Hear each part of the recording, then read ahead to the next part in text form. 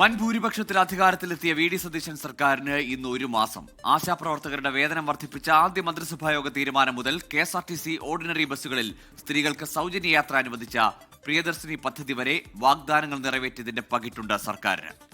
മന്ത്രി സ്റ്റാഫിലെ ബന്ധു നിയമനവും പ്ലീഡർ നിയമന വിവാദവും PM ശ്രീ പദ്ധതിയിലെ മുൻ നിലപാടിൽ നിന്നുള്ള മലക്കം മറിച്ചിലും ആദ്യ മാസത്തിലെ കല്ലുകടിയായി ശേഷിക്കുന്നു.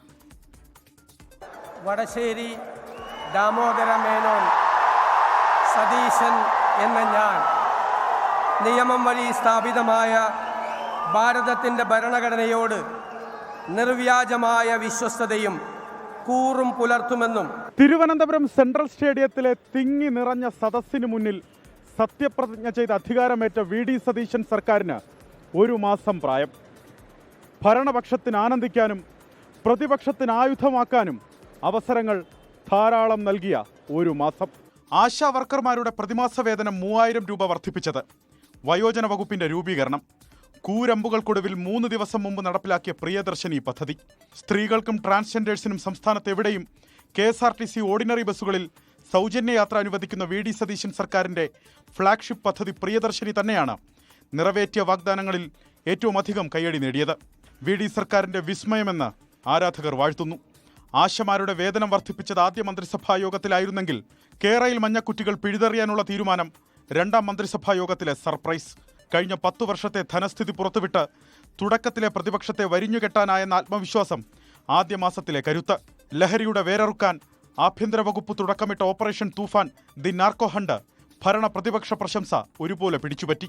കണ്ണൂർ ADM ആയിരുന്ന നവീൻ ബാബുവിന്റെ മരണത്തിൽ CBI അന്വേഷണം. ആലപ്പുഴ രക്ഷാപ്രവർത്തന കേസിൽ SITയെ തീരുമാനിച്ച് മുൻ മുഖ്യമന്ത്രിയുടെ സുരക്ഷാ ഉദ്യോഗസ്ഥരെ സസ്പെൻഡ് ചെയ്ത് കേസെടുത്തത്. വടകര കാഫിർ സ്ക്രീൻഷോട്ട് കേസിലും മുൻ മുഖ്യമന്ത്രിക്കെതിരെ വിമാനത്തിൽ പ്രതിഷേധിച്ച യൂത്ത് കോൺഗ്രസ് പ്രവർത്തകരെ മർദ്ദിച്ച കേസിൽ EP ജയരാജനെതിരെയും പ്രഖ്യാപിച്ച SIT അന്വേഷണങ്ങളും CPIMന് രാഷ്ട്രീയ മുന്നറിയിപ്പ്. പാര്യത്തുകാവിലെ 5 പതിറ്റാണ്ട് നീണ്ട കുടിയിറക്കൽ പ്രശ്നത്തിന് ശാശ്വത പരിഹാരം കാണാൻ കഴിഞ്ഞതും നേട്ടപ്പട്ടികയിലെ തിളക്കം. ഒരു മാസത്തിനുള്ളിൽ തന്നെ കൈപൊള്ളിയ തീരുമാനങ്ങളും നിരവധി. മന്ത്രി സണ്ണി ജോസഫിന്റെ അളിയനെ പേഴ്സണൽ സ്റ്റാഫിൽ നിയമിച്ചത് പാർട്ടിയിലും പുറത്തും സർക്കാരിനെ കുത്താനുള്ള കുന്തമുനയായി.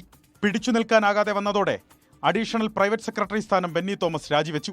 ദേവസ്വം ബോർഡ് പ്ലീഡറായി ശബരിമല സ്വർണ്ണക്കൊള്ളക്കേസിൽ പ്രതിക്കൂട്ടിലുള്ള സ്മാർട്ട് ക്രിയേഷന്റെ അഭിഭാഷകനായ KB പ്രദീപിനെ നിയമിച്ചതിലും സർക്കാരിന് പ്രഹരമേറ്റു. തീരുമാനം അറിഞ്ഞില്ലെന്ന് വകുപ്പ് മന്ത്രി പറഞ്ഞതിനു പിന്നാലെ മുഖ്യമന്ത്രി രാജി ചോദിച്ചു വാങ്ങി. പ്രധാന തീരുമാനങ്ങളിൽ കൂടിയാലോചനയുണ്ടാകുന്നില്ലേ എന്ന ചോദ്യം ആദ്യ മാസത്തിലെ ആഭ്യന്തര സംശയം. ഇടതു സർക്കാരിന് അനഭിമതനായിരുന്ന B അശോകിനെ ഉന്നത വിദ്യാഭ്യാസ വകുപ്പ് സെക്രട്ടറിയാക്കിയത് RSSുമായുള്ള ഡീലിന്റെ ഭാഗമെന്നും പ്രതിപക്ഷം കടുപ്പിക്കുന്നു. സത്യപ്രതിജ്ഞാ ചടങ്ങിൽ വന്ദേമാതരം പൂർണ്ണമായി ആലപിച്ചതു മുതൽ തുടങ്ങിയ വിവാദങ്ങൾ ഗവർണർ സർവകലാശാലകളിൽ നടത്തുന്ന കാവ്യവൽക്കരണ ആരോപണങ്ങളിൽ വരെ എത്തി നിൽക്കുന്നു. തെരഞ്ഞെടുപ്പ് കാലത്ത് വാഗ്ദാനം ചെയ്തതുപോലെ എല്ലാ KSRTC ബസ്സുകളിലും സൗജന്യയാത്ര അനുവദിക്കാത്തത് പ്രതിപക്ഷത്തിനു കിട്ടിയ ഫ്രീ കിക്ക്. കിഫ്ബി പുനഃസംഘടന, പകർച്ചവ്യാധി പ്രതിരോധം പാളിയതെല്ലാം സർക്കാരിന് മുന്നിലെ അടിയന്തര വെല്ലുവിളികൾ. PM ശ്രീ പദ്ധതിയിൽ നിന്ന് പിന്മാറില്ലെന്ന തീരുമാനം ഒരു മാസം പൂർത്തിയാക്കിയ വി.ഡി. സതീശൻ സർക്കാർ വരും ദിവസങ്ങളിൽ മറുപടി പറയേണ്ടി വരുന്ന പ്രധാനപ്പെട്ട രാഷ്ട്രീയ വിഷയമായി പരിണമിക്കും. നേട്ടങ്ങളും കോട്ടങ്ങളും ഒരുപോലെ എണ്ണാനാകുന്ന ഒരു മാസം.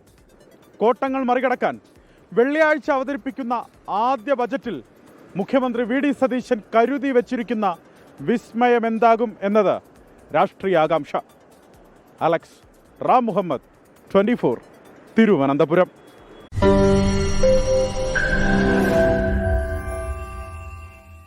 ലോകത്തെവിടെയായാലും ഏത് സമയത്തും 24 വാർത്തകളും ഓഗ്മെന്റഡ് റിയാലിറ്റി പാക്കേജുകളും എക്സ്പ്ലെയിനറുകളും വിശദമായി കാണാൻ ഞങ്ങളുടെ YouTube ചാനൽ നിങ്ങൾക്ക് സബ്സ്ക്രൈബ് ചെയ്യാം.